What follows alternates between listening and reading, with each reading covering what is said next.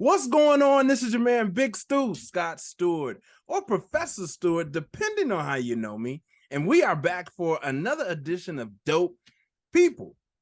Dope People highlighting dope people doing amazing things in education. And this episode is unlike any other because we have the one, the only Dr.D-Nice in the building, y'all. Yes, indeed. Welcome, Dr. D-Nice. Thank you, Professor Stu. Thank you so much for inviting me to your show. I'm excited. I'm looking forward to our conversation. This is going to be fun. I've been waiting on this for a long time. Let me introduce you to the people real quick. Dr. D-Nice Beaugelin, real name Denise Hunter, MD, is an adolescent wellness specialist. She has been a medical doctor for over 20 years. She is board certified in internal medicine and lifestyle medicine and has completed hours of training towards board certification in functional medicine. She's also been a youth leader for over 30 years and a trained youth motivational speaker. Her training in improv and storytelling helps her presentations to be delightfully engaging. Dr. D-Nice is an executive producer for her new TV show, Wisdomteethinger. She also currently serves on the Wake County Public School Student Health Advisory Council. That is a mouthful. Most recently, Dr. D-Nice became a member of the OSG group, which is a community of skilled professionals who advocates and uplifts today's youth. In addition, Dr. D-Nice has been featured on CBS News and a host of other national television, radio, and media streams, including a featured interview with Dame Dash. Dr. D-Nice, Adolescent Wellness Specialist, founder and CEO of Wisdomteethinger. Welcome to Dope People. Thank you. I was like, who is that me? Ooh, I want to meet that girl. Who is she? I know, right? It's real interesting to hear somebody, reading your bio, kind of like that's a humbling experience. At least it is for me. So that's interesting. I'm glad you shared that. But before we go any further, that's nice. That's cute, right? It tells us who you are professionally. But here, we want to know who you are beyond, right, what we have on paper. So The one way we peel back the layers on Dope People is through a friendly round of this or that. Are you down for a little round of this or that? I am ready. Bring it on. I'm ready. All right. Here we go. You already know how it goes. So we're just going to jump right in. Talk or listen? Talk. I'm a talker. I'm working on my listening. Right now, talking is my specialty. Absolutely. Read or write? Write. I've been practicing cursive these days, and I write everything in a notebook. I actually have a physical book that I write things down in. Absolutely. PWI or HBCU? HBCU, FAMU, Rattlers. Hey. I started college at Florida A&M. I didn't graduate from there. I did graduate from a PWI, but HBCUs, absolutely, it's right here. They have my heart. Say it again. No, I said HBCUs have my heart. Absolutely. I share a similar path.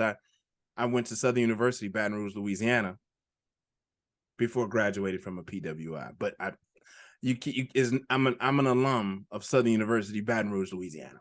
Thank you. No doubt about it. Thank you. That's what I always say. Chips and dip or chips with salsa? Chips with salsa, of course. Okay. Chips with salsa. Salsa is good. I mean, I'll eat that all day, every day, breakfast, lunch, and dinner. Okay. Workout at home or workout in a gym? work out at home. That temperature in the gym, this is just too cold. I don't know who they set that temperature for, but it's not me. I work out at home. Okay. Having said that, cookies or cake? This one's hard because I'm picky. Like, so for desserts, I have okay.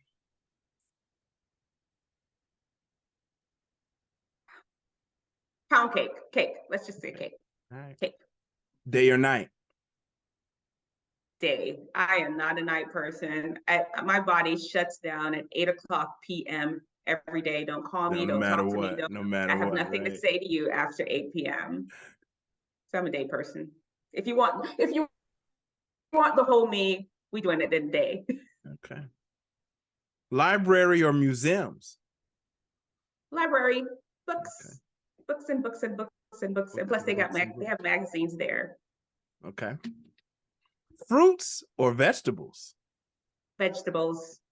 I love vegetables. As a matter of fact, broccoli, greens, any kind of green vegetable. I actually used to crave them like a crazy person. I would actually leave my house and look to try and eat some greens. Greens, beans, potatoes, yam. Okay, all right. It's that day. That's right. All right, we're rounding home. We're coming around. We're finishing this thing up. Piercings or tattoos? Neither. But I have to pick one, right? So you don't have your ears pierced? I have no piercings or no tattoos. Wow. If you had to choose. Now those I headphones you're saying, but I have no piercings or no tattoos. Piercings. Both of them involve needles. I don't know.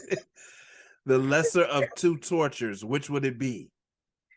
Okay, piercings, because I value my skin. Your skin is your first block of protection from the world, and I'm not going to damage it. So I will damage it with like ink on there permanently.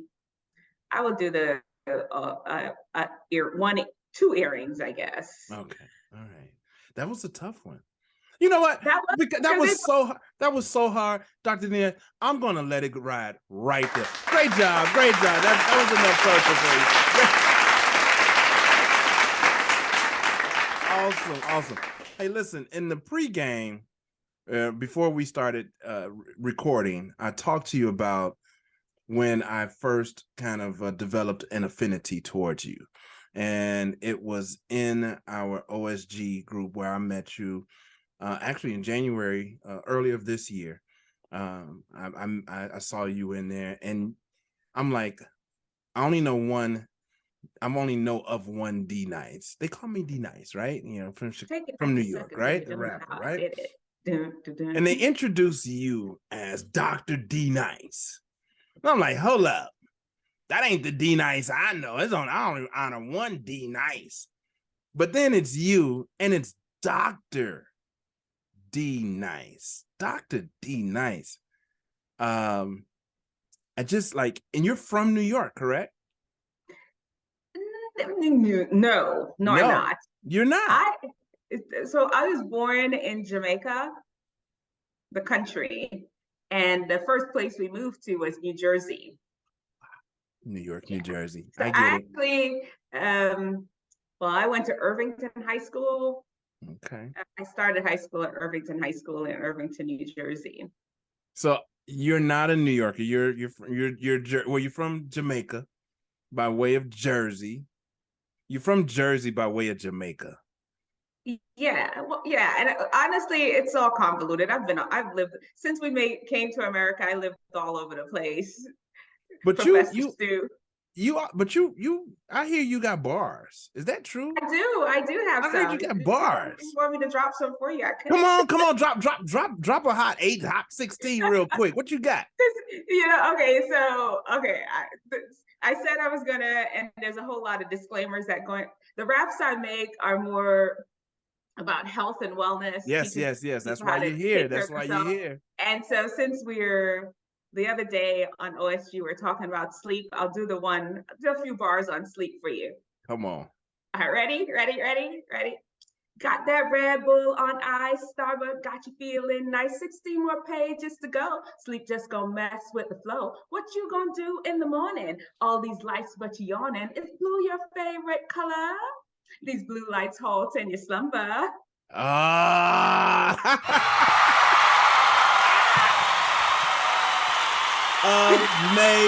I know I'm the first to get you to drop some bars on dope people.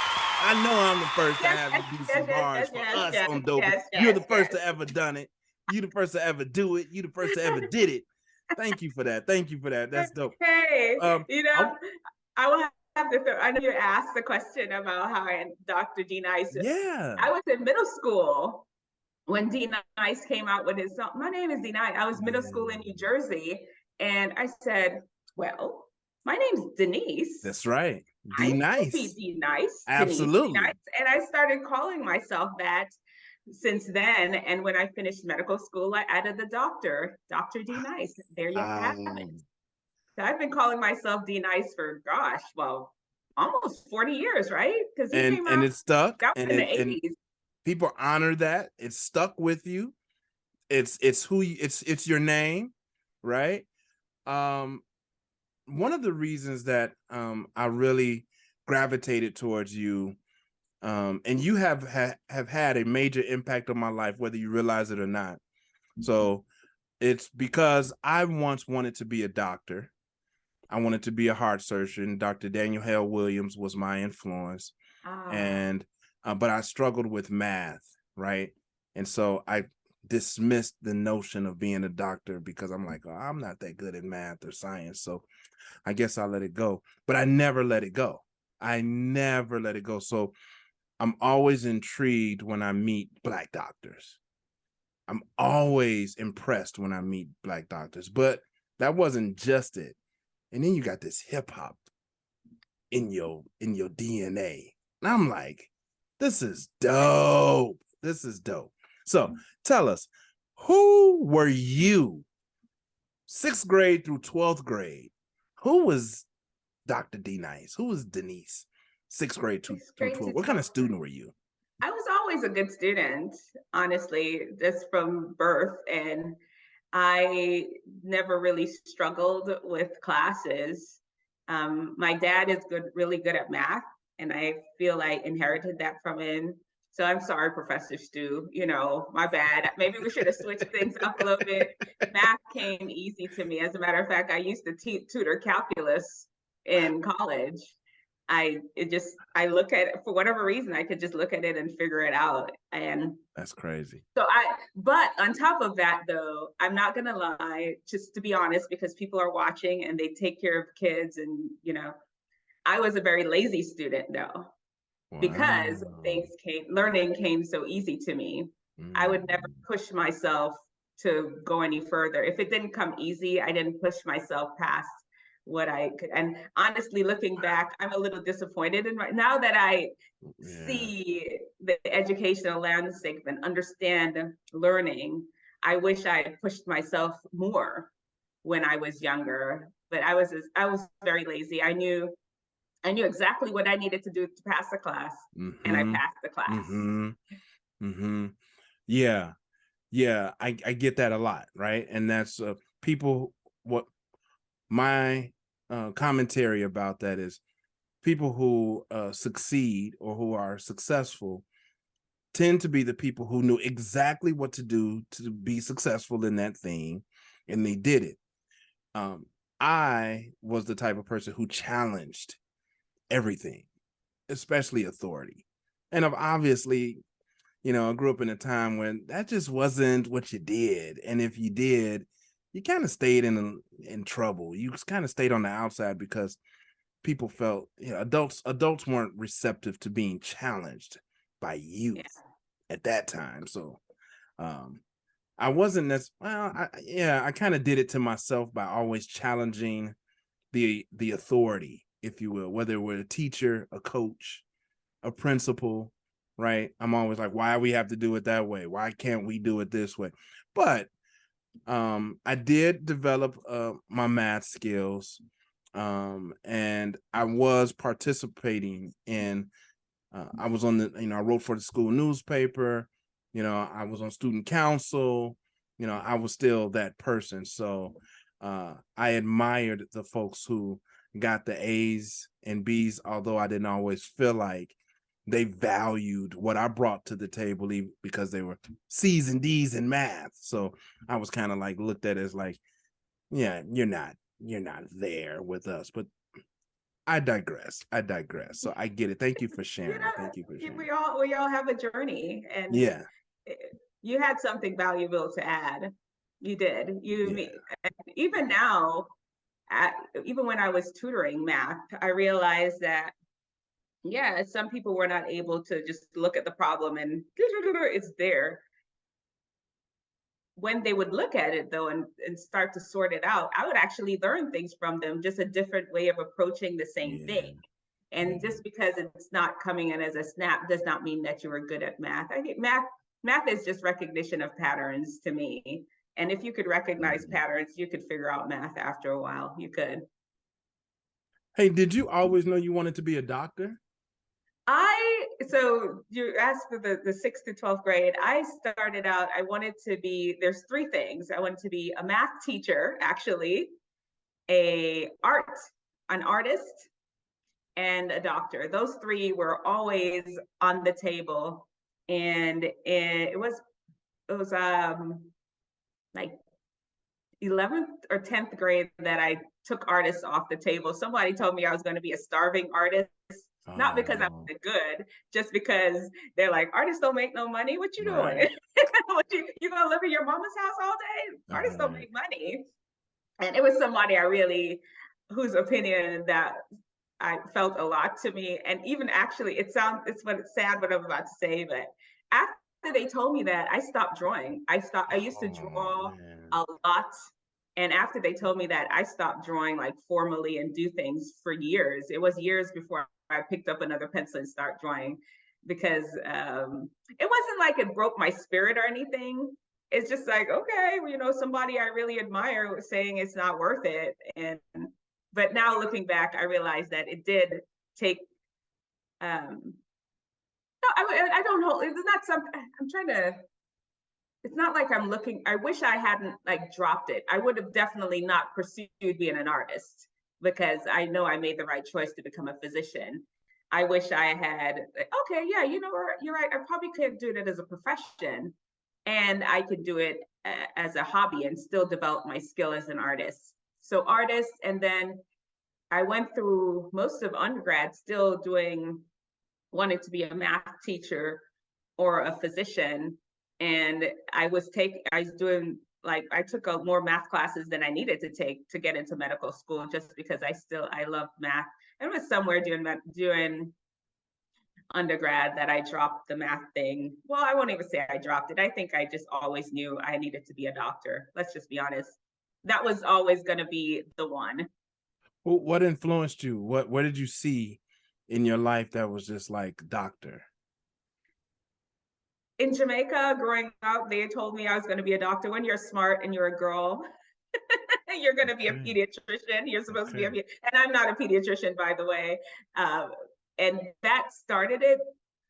And then I feel like,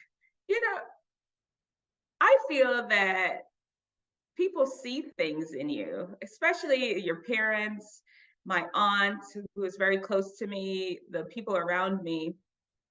I almost think even God speaks to them to speak to you. And I wasn't a rebellious type child like that. And as they were saying these things, I realized that was congruent to the messages I was feeling in my own heart too. And I just went with it. So it was like a life journey process type thing. Yeah. So it wasn't like a decision that I made that there wasn't one definitive moment.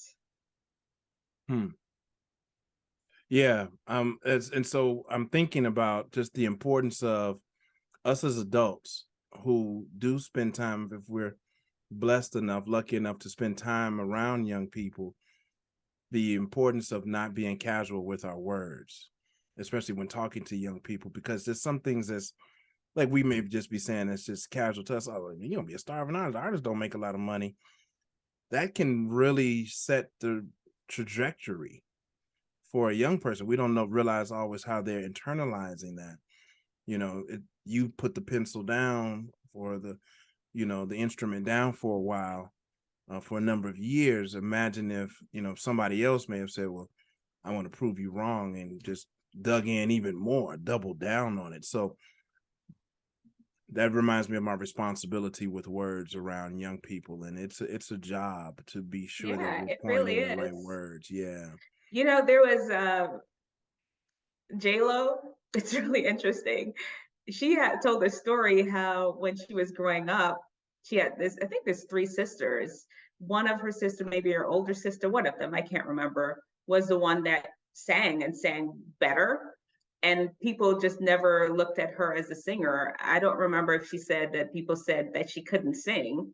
And I don't know, we all may have our opinions on J-Lo's singing. We do.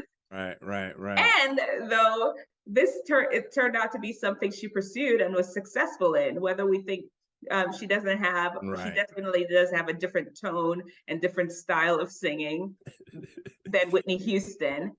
It doesn't matter. This was something that she parlayed into success.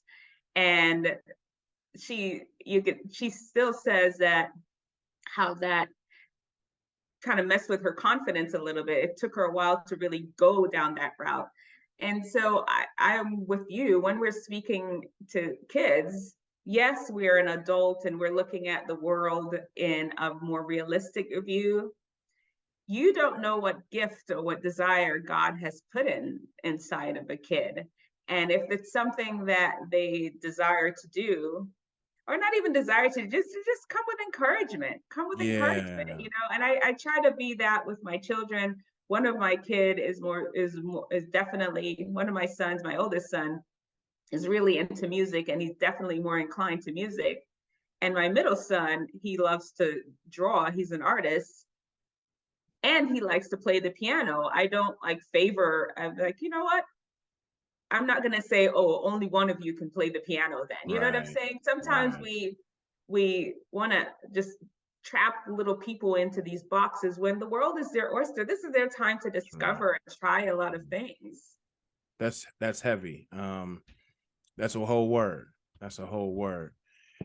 I said I a lot. think I'm sorry. no. This is your time to shine. You were invited here because I value you as someone who is dope in the field of education. You're not necessarily a classroom teacher, but you work with young people, teaching a lot of things about health. And one of the ways that you have had a direct impact on my life just within the last, not even 2 months, is your during the OSG meetups, you generally give, or some sort of health tip at the end of our meetings or towards the end of our meetups. And this one time you talked about the importance of sleep. And I, like Dr. Dennis McKeezy, shout out to Dennis McKeezy. Shout out to Dr. Dennis. He's amazing. Yep. He expressed sometimes him driving and being tired. And I could identify in the middle of the day for no godforsaken reason, just like exhausted, right? Driving down the street. And you talked about how that's as bad as being under the influence. And then you went on to also talk about the importance of getting 8 hours of sleep a night. And I'm from team no sleep. Sleep when you're dead. Like, it ain't no time to sleep. You got to grind it out because we're going. And you changed my whole perspective about the importance of sleep. What were you saying to us that day, that the folks who are listening and watching now were not on that meetup? What were you saying about the importance of sleep? Well, first of all, thank you, Professor Stu. You just never know when you're speaking into the abyss, you just never know who what you're saying is going to resonate with. And I will say, a lot of times before I speak and before I say things, I always like, even if somebody looks disinterested or whatever, I'm like, there's always one person that, even if there's just one person that it resonates with, let it resonate with it. And the same here as I'm telling your listeners about sleep. I hope it resonates with you all. At least one thing.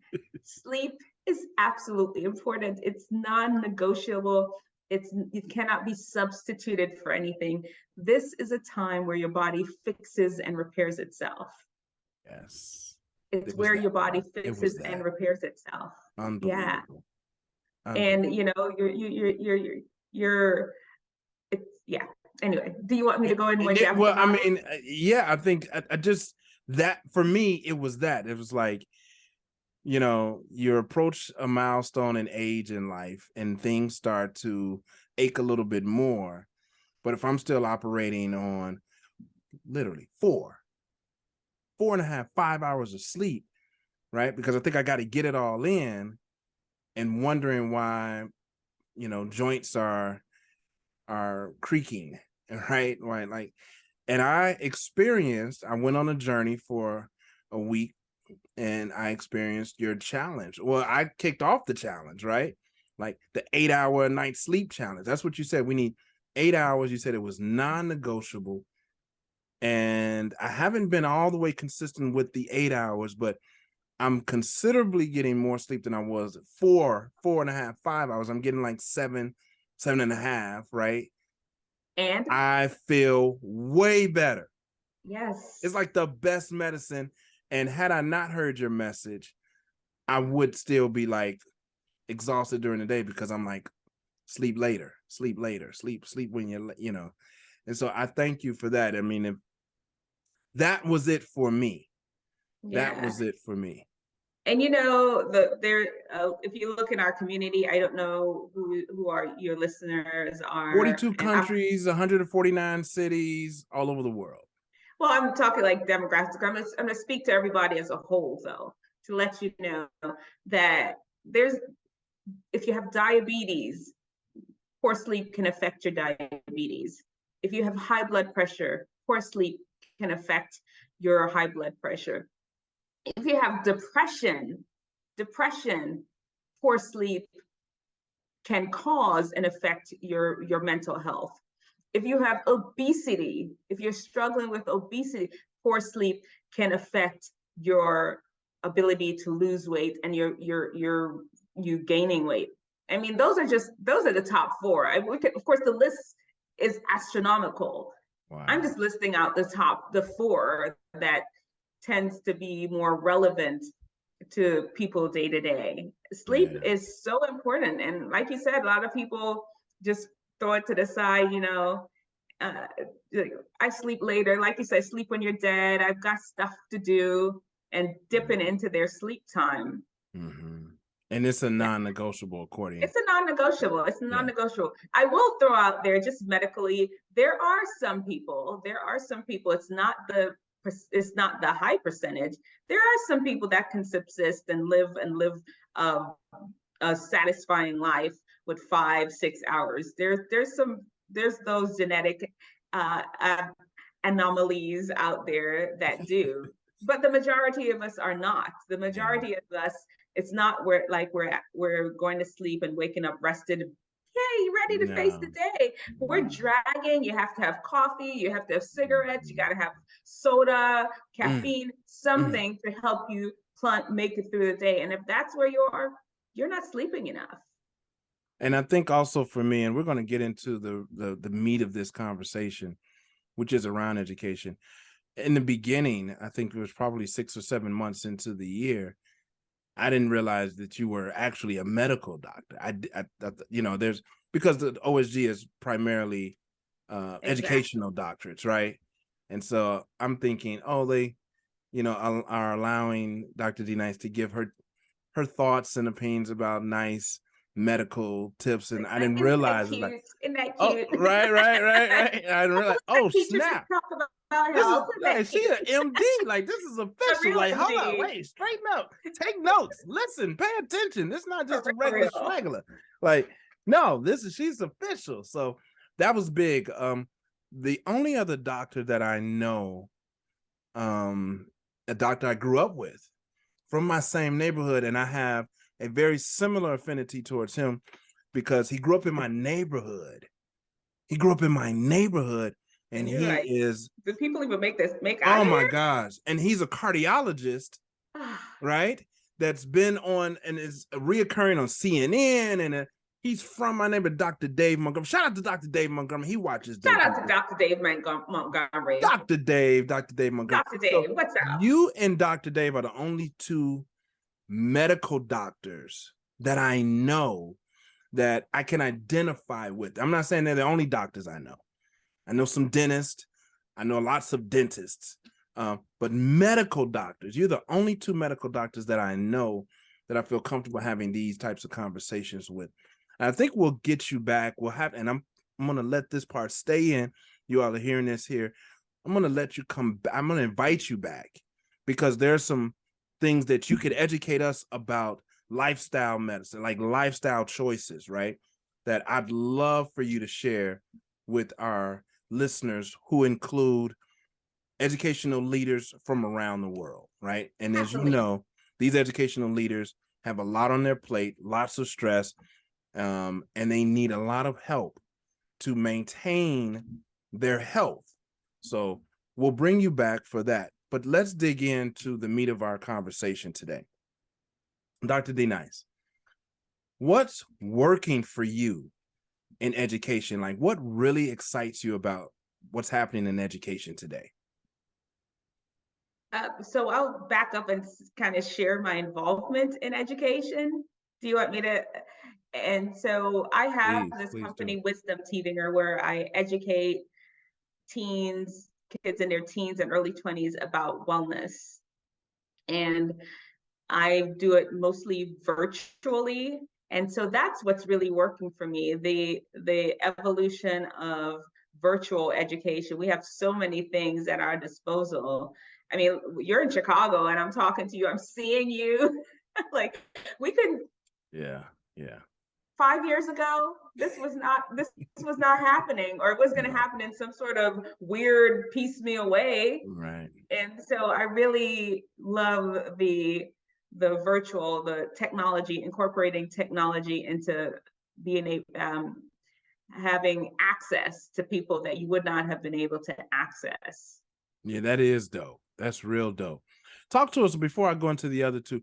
And I know there's time at the end where you'll talk to us. But so Wisdomteethinger, how'd you come up with the name? What does it mean? I got the wisdom tooth, knowledge, but that's my interpretation. What's the intention behind the name Wisdomteethinger? So Wisdomteethinger is a nod to my target audience. In your teens and early 20s is when your frontal lobe or prefrontal cortex is developing. And at the same time, your wisdom teeth are developing. Legend has it that is why they called your wisdom teeth, because it's developing alongside the same time as your area of wisdom. And Wisdomteethinger, that's how I came up with the name. Wisdomteethinger, not yeah, you know, yeah. I want to do everything. And I've always been a youth leader. And so even like every church at 18, I had my first church leadership. I was running the youth department, I had a budget, I had trips to plan. I was the youth leader since 18. And after that, I've always been a youth leader. And some may say, like, so when you went to medical school, why didn't you become a pediatrician? I don't like sick kids. I don't. I like to deal with well kids.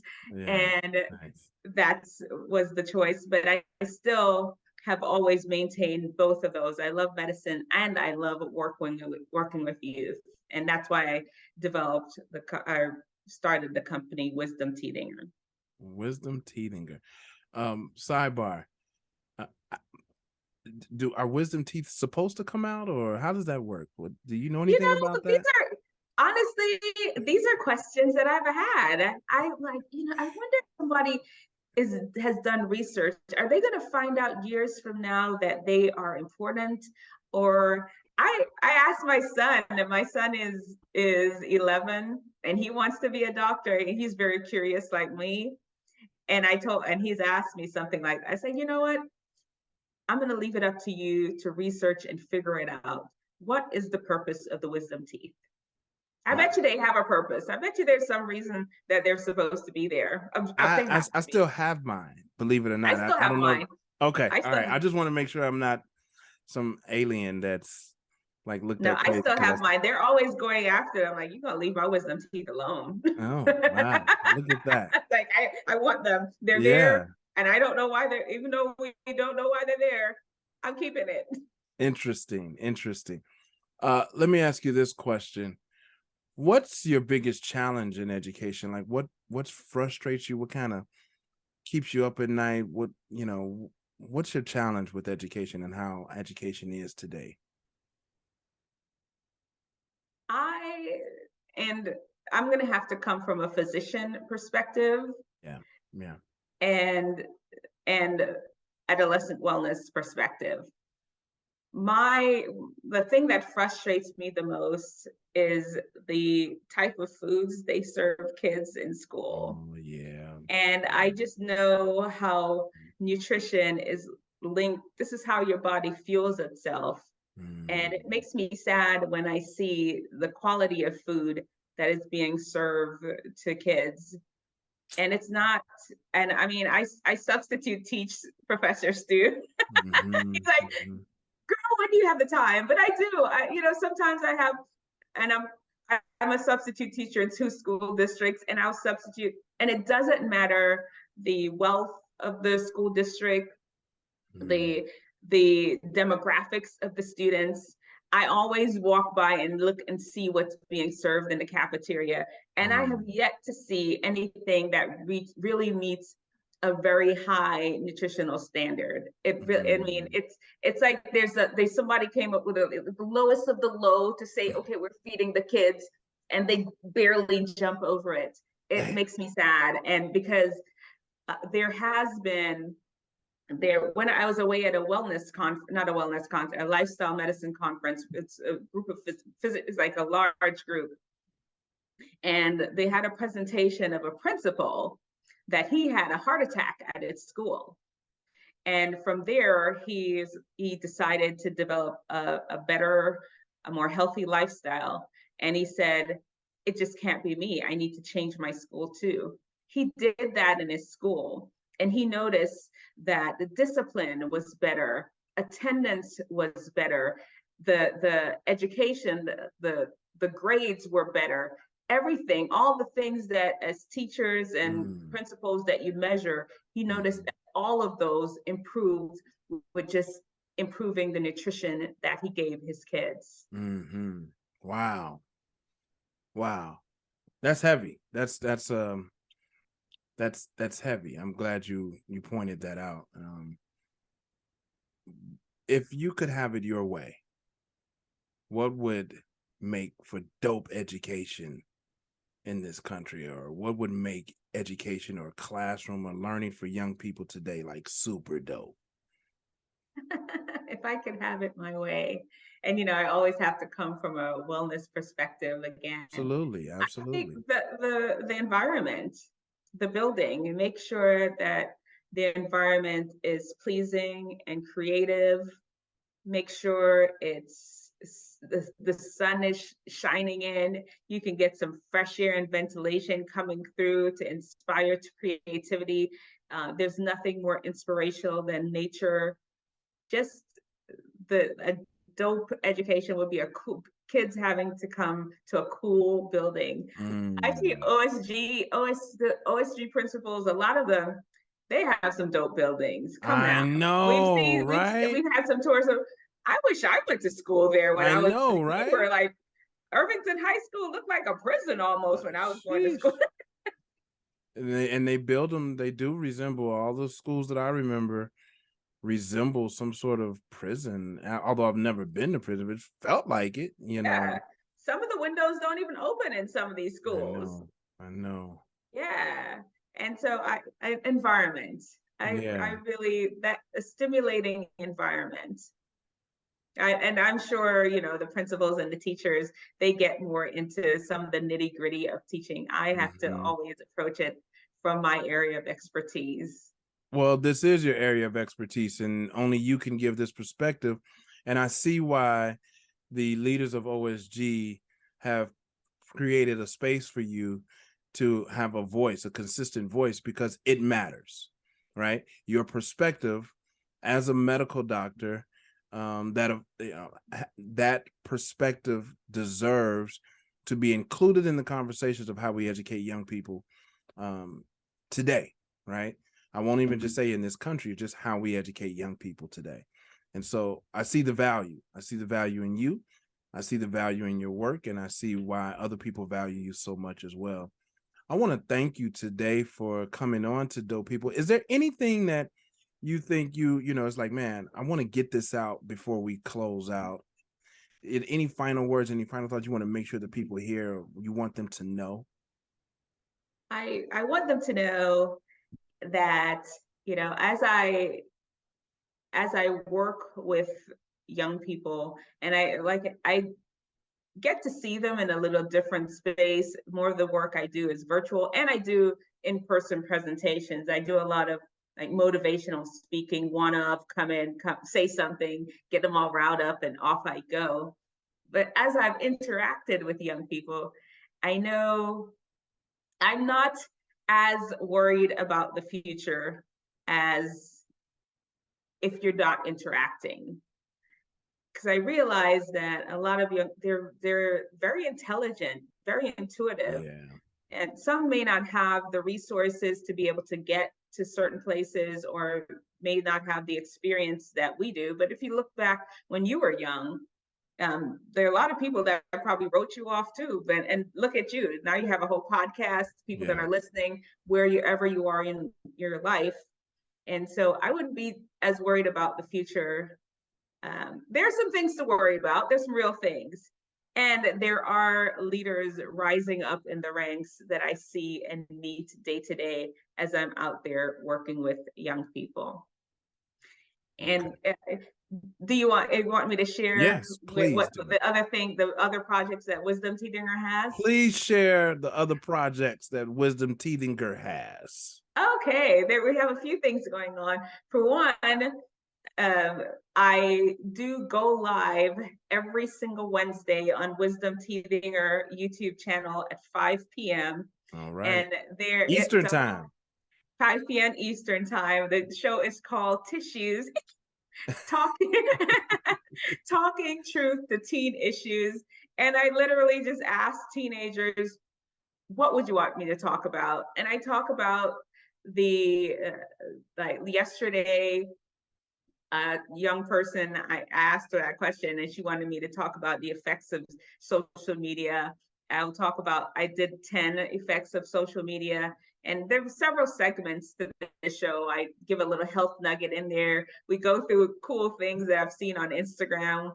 And I also tell a story about something that may have happened to me when I was younger and the lessons I learned from it. Because a wise person learned from other people's mistakes. So Absolutely. that's Tissues every Wednesday at 5 p.m. Eastern time on Wisdomteethinger YouTube. And then we're trying to get to at least 1,000 subscribers. The ultimate goal is 300,000. So Professor Stu, get over there and subscribe to Wisdomteethinger YouTube if you haven't. And all your listeners, please do. And also, I do have a weight loss class for teens that I offer every 2 months. You can go to wisdomteethinger.com to find out more about it. It's called Body Hacking, and anyone can register for the class. So those are the two big things. The TV show we mentioned earlier, Wisdomteethinger High, we filmed three other episodes during the summer. Last year we did the pilot, which was shown on Fox Soul. The 3 episodes we did in the summer, it's still in the hand of the editors. When we get our Wisdomteethinger YouTube channel up to 1,000 subscribers, we'll start releasing episodes. But until then, you're not gonna see nothing. Wow, Let's get I up to love 1,000. it. I love it. You like Man, we got some hot, but we need 1,000 subscribers. So get over there. You are, look, Dr. D-Nice, you are officially dope stamped, you know, and look, let me say this. I say this in every episode. You were dope before you got here. So we're not making you dope. You were already dope. So we're just putting a stamp on you saying that we recognize your dopeness. You are amazingly dope. All of the show notes will be, all of your links will be in the show notes. Dr. D-Nice, where can they find you? I know you're on Instagram. You're active on Instagram. What's your Instagram so I can put it up and let people see it? It's at Dr.D-Nice Beaugelin, Beaugelin. And, or if you just go to Wisdomteethinger, Wisdomteethinger is one word. That's probably going to be easier to find. Wisdomteethinger's YouTube, Instagram, you can find the link to mine. Hey, well, look, all of her contacts will be in the show notes here on YouTube or wherever you are streaming the Dope People podcast. Dr. D-Nice, it has been a pleasure to have you on the show today. Awesome introductory conversation. There's so much more to you, and we look forward to having you back in the near future to dig into some more of the amazing work that you're doing in all of your work, especially with Wisdomteethinger. So Dr. D-Nice, thank you for coming on today. Absolutely. To all of our listeners from all over the world, you already know what it is. Until next time, peace.